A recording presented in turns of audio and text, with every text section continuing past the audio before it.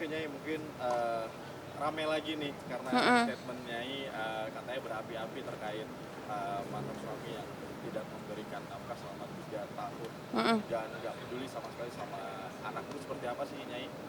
Iya, jadi sebenarnya Nyai sangat malu ya membicarakan hal ini. Tapi kalau buat yang bersangkutan tuh karena memang tidak punya rasa malu, tidak punya rasa perikemanusiaan anak dan juga tidak punya harga diri sih Nyai nilainya.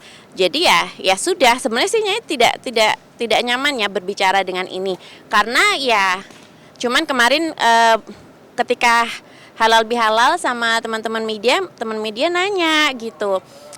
Gimana keadaan Baby Sultan, gimana keadaan yang di sebelah gitu. Terus Nyai yang menyampaikan apa adanya gitu. Kalau memang baby sudah hampir 3 tahun, kan besok Agustus 3 tahun. Cuman andilnya untuk nafkah anak sesuai yang disampaikan keputusan hakim tidak dilaksanakan sampai dengan sekarang. Padahal itu berbanding terbalik dengan segala effort yang Nyai lakukan, rasa kasih sayang Nyai kepada Baby Sultan yang luar biasa, dengan quote and quote adalah memenuhi kebutuhan Baby Sultan tuh semua yang terbaik Nyai haturkan buat Baby Sultan.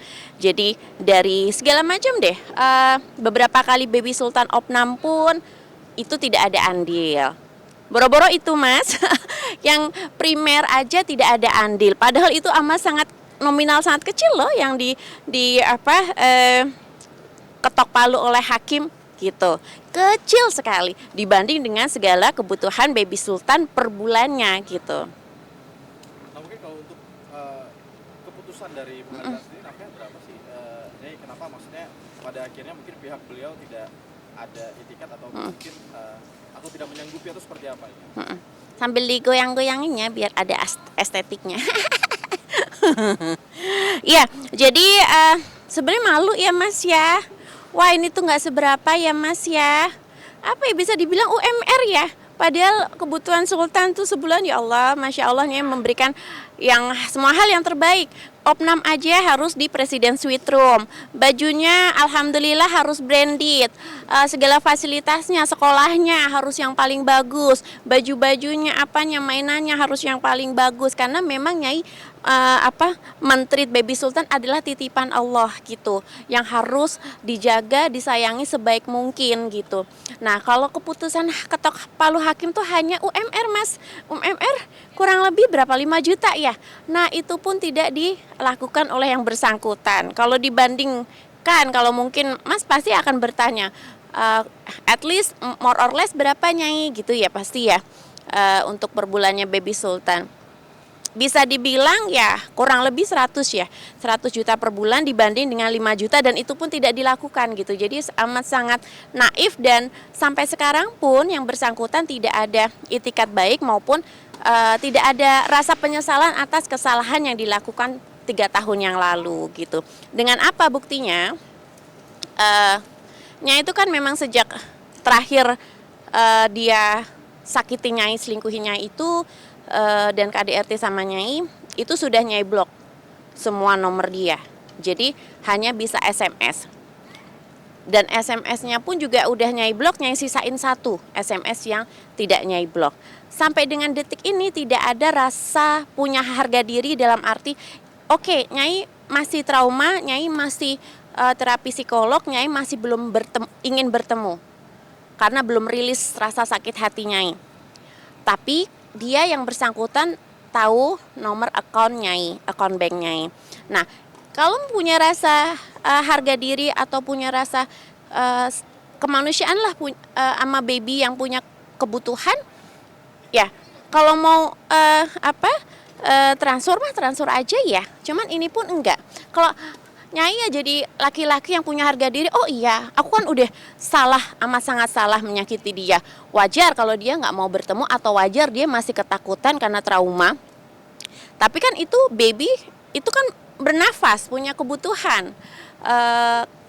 Ngomongin primer aja dia nggak punya rasa, punya rasa kasihan ya, punya rasa sayang ya, gitu. Susunya apanya segala macem gitu. Cuman ya udah sampai dengan hampir 3 tahun. Kalau misalnya Nyai nggak mau dikonfrontir ya. Kalaupun dia dikonfrontir, Nyai udah tahu jawabannya. Lah gimana ya, mau ketemu aja nggak bisa, gimana ya, nomor saya diblok. Ya Allah, kalau misalnya niat punya tanggung jawab, itu langsung transfer aja, hanya UMR itu gitu. Dimana kebutuhan Sultan banyak banget, hampir 100 juta per bulan. Nah, mungkin Nyai sendiri tahu nggak sih alasan dia kenapa pada akhirnya dia tidak memberikan nafkah sampai 3 tahun ini?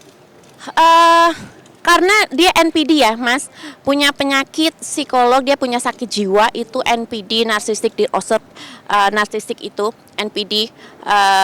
Nah, dia sampai sekarang tidak punya rasa bersalah, dalam arti dia pernah SMS gini, dari beberapa kali Sultan opnam, kan sekali opnam bisa ratusan juta Mas itu Mas. Dalam satu hari Presiden Sweet Room aja berapa, belum tenaga medisnya, dokternya, obatnya, makanannya gitu.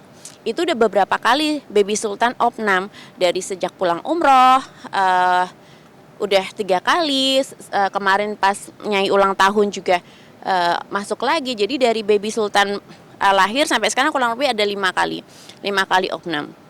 Nah, itu tidak ada rasa kasihan atau rasa tanggung jawab ya. Malah cuman SMS gini, Mama, nggak sudi ya masih dipanggil Mama. Mama, kok kamu tega sih memisahkan kasih sayang seorang bapak dengan anak? Aku yakin dia kalau udah ketemu aku peluk sembuh. Gimana tuh dongkolnya? Jadi naif ya, naif sekali jadi orang. Jadi ya itulah laki-laki yang nggak punya harga diri. Mungkin Nyai jauh lebih respect sama mas-mas yang di depannya ini, punya rasa tanggung jawab pasti sama keluarganya. Nah itu ngomong gitu, astagfirullah, emang bisa bayar maksudnya payment rumah sakit yang ratusan juta itu dengan pelukan? Kan naif sekali. Nyai itu ya jadi malah jijik ya gitu. Nyai yang selalu mandiri, gimana caranya gedein Sultan dengan penuh kasih sayang, dengan penuh segala hal yang terbaik yang Nyai bisa haturkan, karena itu adalah ladang pahala Nyai. Tapi kalau di sisi lain naif seperti itu gitu.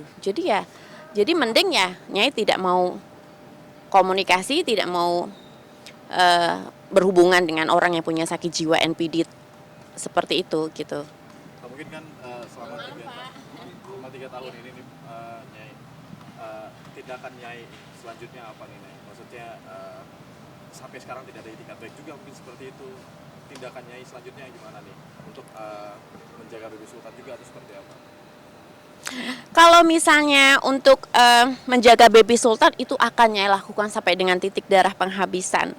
Nyai ingin membesarkan Sultan menjadi orang yang hebat, orang yang soleh, menjadi hafiz Quran. Dari sejak umur ulang tahun pertama aja udah Nyai kasih hadiah itu bersyukur atau berdoa di depan Ka'bah. Jadi umrohnya bawa umroh. Udah beberapa kali Baby Sultan Nyai bawa umroh, itu karena Nyai ingin sejak dini mengenalkan kaidah-kaidah Islam. Nyai ingin menjadikan Sultan menjadi hafiz, menjadi orang yang soleh, menjadi orang hebat, menjadi pemimpin, segala yang terbaik buat Baby Sultan. Itu karena saking sayangnya Nyai kepada Baby Sultan. Itu baru itu aja kebutuhan sekunder ya, bisa dibilang tersier.